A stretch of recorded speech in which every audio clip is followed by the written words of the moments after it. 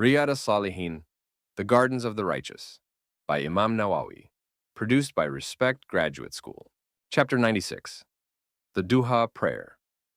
Hadith number 556, narrated in Sahih al-Bukhari, Psalm 60, Sahih Muslim, Salatul Musafirin 85.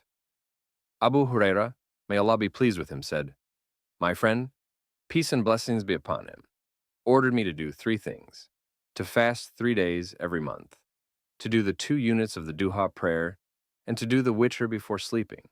Hadith number 557, narrated in Sahih Muslim, Salatul Musafirin 84, Zakah 56.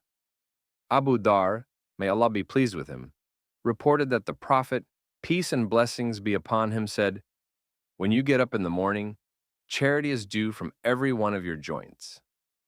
There is charity in every ascription of glory to Allah, Subhanallah.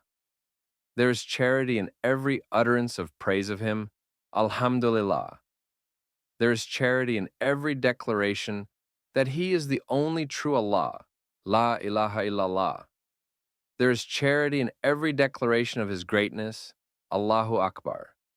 There is charity in enjoining good. There is charity in forbidding evil.